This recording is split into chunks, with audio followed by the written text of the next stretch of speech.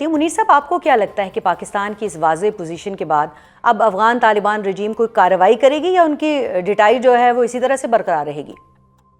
جی، ہم نے یہ سمجھنا چاہیے جو یہ رجیم ہے طالبان کی، یہ اب تک اپنے آپ کو ایک انسرجنسی موڈ میں رکھا ہے کہ وہ اب تک یہ ماننے کے لیے تیار شاید نہیں ہے، ان کے ذہن میں یہ اب تک بات نہیں سمجھ آئی ہے کہ اب وہ حکومت ہے ایک ملک کی، ٹھیک ہے وہ اب کوئی انسرجنسی نہیں ہے۔ جی۔ یہ ایک غلط فہمی ان کو اب تک ہے۔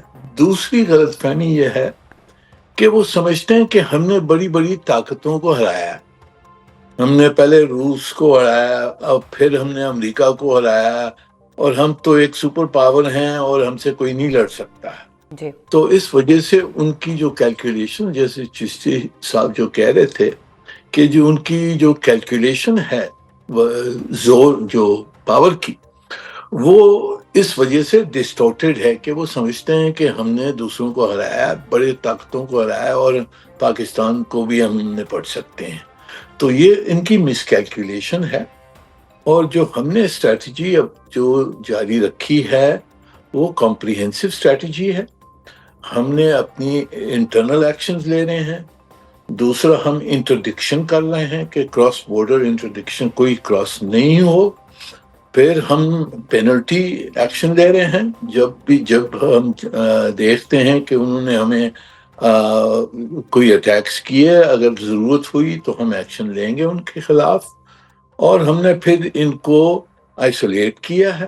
ٹریڈ وغیرہ سب بند کرنے سے اکنامک امپیکٹ ہوگا ان کے اوپر، اور اس کے علاوہ ہماری ایک ڈپلومیٹک اسٹریٹجی ہے کہ ان کو انٹرنیشنلی آئسولیٹ کریں، اور ان کے جو سپورٹرز ہیں، جس میں ہندوستان سب میں اہم ان کا بھی سپورٹر بن گیا ہے، جی ان کو سب کو ہم آئسولیٹ کریں، ریجنل اور انٹرنیشنل کنسنسس بنائیں کہ یہ جو کچھ کر رہے ہیں یہ غلط ہے، اور ان کے اوپر ڈپلومیٹک، اکنامک، انٹرنیشنل پریشر آنا چاہیے۔ تو یہ ہماری کمپریہنسو اسٹریٹجی ہے، یہ ہم جاری رکھیں گے انشاءاللہ، اور ان کو پھر نظر آئے گا، سمجھ شاید آ جائے کہ جو کچھ ان کی پالیسی ہے بالکل، یہ پاکستان کے لیے۔ کمپریہنسو اسٹریٹجی ہی ہے منیر صاحب، کہ اب جو ہے وہ دنیا بھی ہمارے ساتھ جو ہے وہ آواز ملانے لگ گئی ہے۔ ڈنمارک کی طرف سے جو بیان آیا وہ سامنے ہے، یورپی یونین کی جانب سے آواز اٹھائی جا رہی ہے، اقوام متحدہ کے اندر جو ہے وہ ہم آوازیں اٹھتی ہوئی دیکھ رہے ہیں۔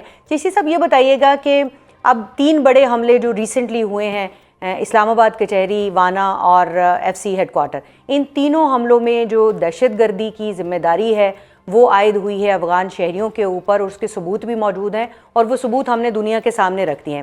اب یہ معاملہ آگے کیسے بڑھے گا؟ کیونکہ پاکستان واضح طور پر ایک یہ بات بھی کر چکا ہے کہ جو افغان حکومت ہے، طالبان حکومت ہے، وہ نان اسٹیٹ ایکٹرز کی طرح سے اب تک کام کر رہی ہے، اور اس کو یہ مشورہ بھی دے رہا ہے۔ آج بھی یہ بریفنگ میں بات سامنے آئی کہ نان اسٹیٹ ایکٹرز کی طرح سے نہیں، اسٹیٹ ایکٹرز کی طرح سے کام کرے۔ تو ایک حکومت جو ایک عرصہ دراز سے عبوری ہے، پتہ نہیں کب تک عبوری رہے گی، اس سے ہم کیا توقع رکھ سکتے ہیں؟ کیا امپروومنٹ آ سکتی ہے؟ کیا رسپانس آ سکتا ہے اس کے اوپر؟ دیکھیے، ابھی تو جو پاکستان کے خاص طور پہ جو پالیسی میکر ہیں یا ایز اے اسٹریٹجی ہم نے بہت ریفرین سے کام لیا ہے، جو 3 اٹیک آپ کنٹینیو ذکر کر رہی ہیں، جی کیونکہ ہماری پلاننگ ہونی نہیں چاہیے کہ ہم اٹیک بائی اٹیک میچ کریں۔ دیکھیے، جب آپ بہت زیادہ اوور ایکسپوجر دیتے ہیں تو وہ بھی آپ کا جو ڈیٹرنس وہ کم ہو جاتا ہے۔ آپ کو یہ نہیں ہوتا کہ آپ نے ایک اٹیک کے اوپر ہم نے ریٹیلیٹری اسٹرائک کر دی، پھر انہوں نے کر دی۔ یہ بالکل انڈیا کو سوٹ کرے گا اس طرح، کیونکہ وہ چاہیں گے ہم ملیٹریلی انگیج رہیں، اور ظاہر ہے ہم وہ نارتھ ایسٹ میں، ساؤتھ ایسٹ میں اور ایسٹرن سائڈ پہ سارا انہوں نے ہمیں بلاک کیے رکھا، انگیج کیے رکھا۔ دیٹ مینز نیگوسیشن سسپینڈڈ ہے، انڈیا کی طرف بھی ادھر ہیڈ وے نہیں ہے، کوئی ایک ڈپلومیٹک ریلیشن کوئی خاص نہ ہونے کے برابر ہے، اور نارتھ ویسٹ کی طرف وہ چاہیں گے کہ ہم افغانستان طالبان ہمیں انگیج رکھیں۔ انڈیا کی کیپیسٹی ہمارے سے کہیں زیادہ ہے ایز کمپیئر ٹو اس، ان کو انسینٹیو دینے کی یا ایک بارگیننگ چپ کے طور پر آفر کرنے کی۔ جو ان کی پوزیشن آف فائنینشیل اسٹرینتھ ہے وہ بہت زیادہ ان کو لیوریج دیتی ہے، وہ بہت زیادہ۔ اور ایک اور چیز جو ایڈ کرتی ہے، وہ افغانستان کی جو حکومت ہے، وہ مسٹر منیر صاحب نے بالکل ٹھیک کہا کہ وہ ایز اے اسٹیٹ نہیں ایڈ کر رہے، وہ کرتے ہیں جیسے پاور ہبز ہوتے ہیں یا ایک گروپ ہوتا ہے، پریشر گروپ ہوتا ہے کہ جی آپ ہمیں کیا دیں گے تو ہم آپ کو کیا دیں گے۔ وہ ابھی تک اسی موڈ میں ہیں، اور آپ نے دیکھا ان کے لیے تو میں اکثر لفظ یوز کرتا ہوں کہ ان کے لیے جو انسٹیبلٹی ہے وہی اسٹیبلٹی ہے، کیونکہ اگر وہ اسٹیبل ہو جائے افغانستان کسی طریقے سے اکنامکلی پولیٹیکلی اور ڈپلومیٹکلی تو پھر سارے مسئلے ہی ختم. پھر تو لوگ ان کی طرف رجوع نہیں کریں گے, ان سے کانٹیکٹ نہیں کریں گے, ان کو انسینٹیو آفر نہیں کریں گے, ان کو رینٹ فار ٹیرر نہیں یوز کریں گے. لیکن بلڈ اور بزنس ایک ساتھ چل سکتا ہے؟ نہیں, بالکل نہیں چل سکتا. میں بالکل نہیں کہہ رہا کہ اس طرح کریں, لیکن ہمیں ایک ایسی اسٹریٹجی کا سامنا ہے کہ صرف وہ اسٹینڈ الون ہم سے نہیں لڑ رہے, ان کے پیچھے ہندوستان ہے. لیکن جو ڈپلومیٹک فرنٹ پر ایمبیسڈر صاحب کہہ رہے تھے وہ بالکل ٹھیک ہے, ہمیں ایڈ کرتے رہنا چاہیے اپنا moral high ground from a position of strength ایک. اور دوسرا, ہمیں میری سجیشن تو یہ ہوگی کہ چائنا کو خاص طور پر انکلوڈ کریں اور خاص طور پر سعودی عرب کو انکلوڈ کریں, کیونکہ ان دونوں ملکوں کا انفلوئنس بہت ہے. اور انڈیا کے جو انسینٹیو ہیں اگر ان کو کوئی کاؤنٹر کرنے والا ملک ہے تو وہ صرف چین ہے. وہ انسینٹیو یہ دے سکتا ہے جو پہلے بھی وہ دے رہا ہے کہ ہم آپ کو نارتھ طرف چائنا کی طرف ٹرین سے لنک کر دیتے ہیں. چائنا پہلے ہی آفر کر رہا ہے کہ سی پیک میں آپ کو انوالو کرتے ہیں. تو انسینٹیو تو موجود ہے, لیکن کیونکہ انڈین ایک بہت اسٹرانگ ایلیمنٹ ہے جس کی وجہ سے شاید اس طرح دھیان نہیں دے پا رہے. اور چائنا کو ریئلزم ہے کہ سی پیک اس وقت تک صحیح معنوں میں ٹیک آف نہیں کر سکے گا پروجیکٹ جب تک افغانستان میں امن نہیں ہوگا. تو آئی تھنک ہمارے ساروں کے سٹیک کامن ہے. سعودی عرب سے تو ویسے ہمارا ایگریمنٹ ہو گیا ڈیفنس کا, تو یہ ڈیفنس یہ نہیں ہوتا کہ ملک حملہ ور ہو, ڈی اسٹیبلائزیشن ایسے اس طرح کی ٹیررزم ہے, اس میں بھی سعودی عرب رول پلے کر سکتا ہے. ٹھیک ہے منیر صاحب, ابھی جو گفتگو جو ہے وہ آپ کے سامنے آئی ہے, تو چشتی صاحب کہہ رہے ہیں کہ چائنا اور سعودی عرب کو ہم ایڈ کر سکتے ہیں, لیکن اگر افغان طالبان رجیم کی بات کریں تو وہ جو نان اسٹیٹ ایکٹر والا کی طرح سے ایکٹ کرنے والا معاملہ ہے وہ موجود ہے. جب ان کی کریڈیبلٹی نہیں ہے, وہ ان کے اوپر جو ہے وہ اعتماد نہیں کیا جا سکتا, تو پھر کس طرح سے جو ہے وہ معاملات آگے بڑھ سکتے ہیں, نیگوسیشن ہو سکتی ہے, ڈپلومیسی ہوتی ہے, کیونکہ ڈپلومیسی کے لیے تو سامنے کوئی ایک ایسی حکومت کا ہونا ضروری ہے کہ جس کے ساتھ بات کی جائے اور اس بات کی کوئی حیثیت ہو. جی, اب صحیح فرما رہی ہیں. ان کی دیکھیں, ان کی جو تھاٹ پروسیس ہے یہ طالبان کا, یہ مختلف ہے.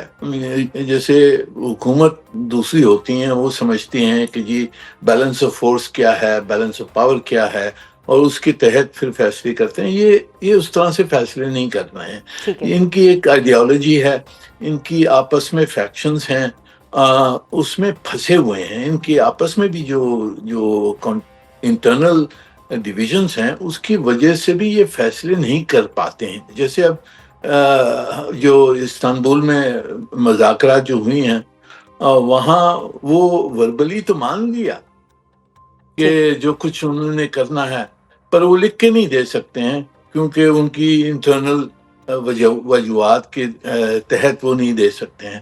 تو اس وجہ سے اس میں کمپلیکیشنز, ان کی ڈیسیشن میکنگ میں بہت کمپلیکیشنز ہیں.